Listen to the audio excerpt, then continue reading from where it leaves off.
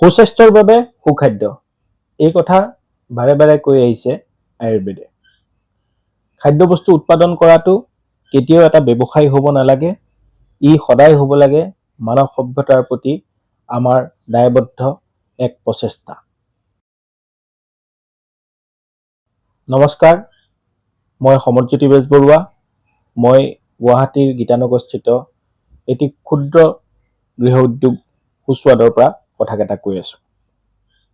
আমি দীঘলীয়া সময় ধৰি গুৱাহাটীৰ এই উৎপাদন কেন্দ্ৰৰ পৰাই গুৱাহাটীৰ লগতে গুৱাহাটীৰ দাঁতিকাষৰীয়া বিভিন্ন অঞ্চললৈ আমাৰ গ্ৰাহকসকলৰ বাবে বিভিন্ন ধৰণৰ ৰন্ধন ক্ষেত্ৰত ব্যৱহাৰ হোৱা খাদ্য সামগ্ৰী উৎপাদন কৰি আমি তেওঁলোকক যোগান ধৰি আহিছোঁ।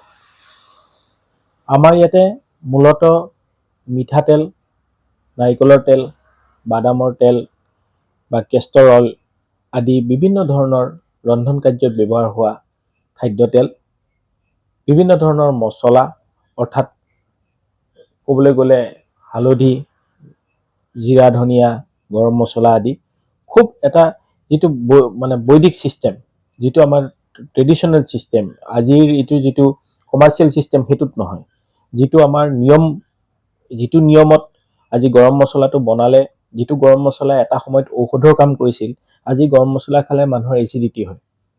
তাৰ কাৰণটোৱে হৈছে তাত মিহলি হৈ থকা বিভিন্ন ধৰণৰ ৰাসায়নিক দ্ৰব্যসমূহ।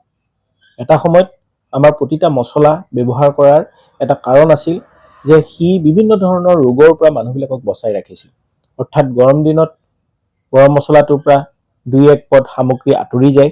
এইকাৰণে আঁতৰি যায় কাৰণ সেই সামগ্ৰীখিনি যদি গৰম মছলাত ব্যৱহাৰ কৰে তেতিয়াহ'লে মানুহৰ শৰীৰটো বেছি সি গৰম কৰিব আৰু মানুহক বিভিন্ন ধৰণৰ ৰোগৰ প্ৰতি সি এক্সপ'জ কৰি দিব পাৰে। গতিকে ঠিক তেনেকৈ ঠাণ্ডা দিনত আকৌ সেই কেইপদ বস্তু তাত ইনক্লুড কৰা হ'ব গৰম মছলাটোত, যাতে মানুহজনৰ গাটো বা সেৱন কৰা ব্যক্তিজনৰ গাটো গৰম হৈ থাকে আৰু তেওঁ বিভিন্ন ধৰণৰ ৰোগৰ পৰা বাচি থাকিব পাৰে। ঠিক সেই ধৰণে এটা সম্পূৰ্ণ বিধিগত নিয়ম অনুসৰি আমাৰ ইয়াতে বিভিন্ন ধৰণৰ মছলাবিলাক উৎপাদন কৰা হয়। তাৰ লগতে বিভিন্ন ধৰণৰ মিলেটছৰ আটাবিলাক, যেনেকৈ আপুনি ৰাগি আটা, বাজৰাৰ আটা, মাকৈ আটা, জোৱাৰৰ আটা, জৌৰ আটা আৰু মূলতঃ আমাৰ যিটো চাকিৰ আটা বুলি কোৱা হয় সেইটো আমাৰ ইয়াতে উৎপাদন হয়।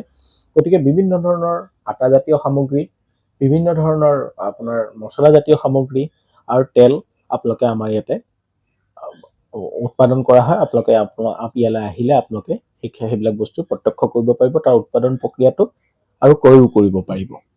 তাৰ সমান্তৰালভাৱে আমাৰ ইয়াতে বিভিন্ন ধৰণৰ থলুৱা চাউল, বিশেষকৈ নন পলিছ চাউল, আৰু যিটো চাউল খোৱাটো খুবেই দৰকাৰী। কাৰণ আমি দেখিছোঁ বজাৰত আজিৰ তাৰিখত উপলব্ধ যিবোৰ চাউল, এই চাউলবোৰত বিভিন্ন ধৰণৰ ৰাসায়নিক দ্ৰব্য থাকে আৰু অতিকে পলিছড, মানে হাই পলিছ। এতিয়া এই হাই পলিছ চাউলবিলাকত আচলতে কাৰ্বহাইড্ৰেটৰ বাহিৰে একো নাথাকে। কাৰণ তাৰ যিটো ফাইবাৰটো ইতিমধ্যে খুব হাই পলিছ কৰি পেলাই উৰাই দিয়া হয়, তাক নোহোৱা কৰি দিয়া হয়, যাতে তাক পোক নালাগে। আৰু দ্বিতীয় কথাটো হৈছে কি যে সেই চাউলটোত যাতে চাইজটো সৰু হৈ যায়, কাৰণ মানুহক সৰু চাউল লাগে। কিন্তু কথাটো হ'ল এই সৰু চাউলবিলাক খাই থকা ফলস্বৰূপে আচলতে মানুহবিলাক আজিৰ তাৰিখত মানুহৰ ডায়েবেটিছ হোৱাৰ প্ৰৱণতাটো বৃদ্ধি পাইছে।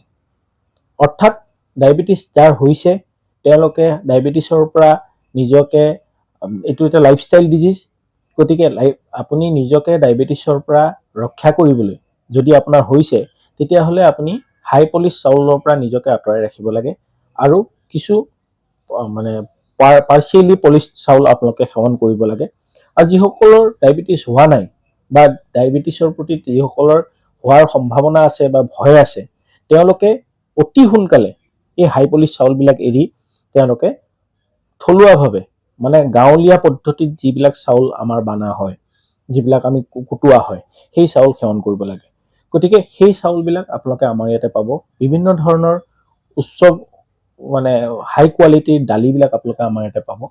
আৰু সেই ধৰণে বিভিন্ন অঞ্চলৰ, অসমৰ বিভিন্ন অঞ্চলৰ ভাল বস্তু, যিবিলাক অঞ্চলৰ যিবোৰ বস্তু তাৰ কোৱালিটি ভাল, সেই ধৰণৰ বস্তুবিলাক আমি আমাৰ ইয়াতে আমাৰ যিসকল গ্ৰাহক তেওঁলোকৰ কাৰণে আনি পেলাই যুগুতিয়াই ৰাখিছোঁ। গতিকে আপোনালোকে আমাৰ এই গীতানগৰস্থিত এই উৎপাদন কেন্দ্ৰলৈ আৰু আমাৰ আউটলেটলৈ আহিলে আপোনালোকে এই বস্তুবিলাক আমাৰ ইয়াৰ পৰা ল'ব পাৰিব। আৰু আমি নিশ্চিত যে আপোনালোকে এই বস্তুবিলাক ব্যৱহাৰ কৰি ভাল পাব আৰু এই বস্তুবিলাক সেৱন কৰি আপোনালোকে নিজকে নিৰোগী কৰি ৰাখিব পাৰিব আৰু তাৰ সমান্তৰালভাৱে আপোনাৰ পৰিয়ালবিলাকো নিৰোগী হৈ থাকিব। ধন্যবাদ।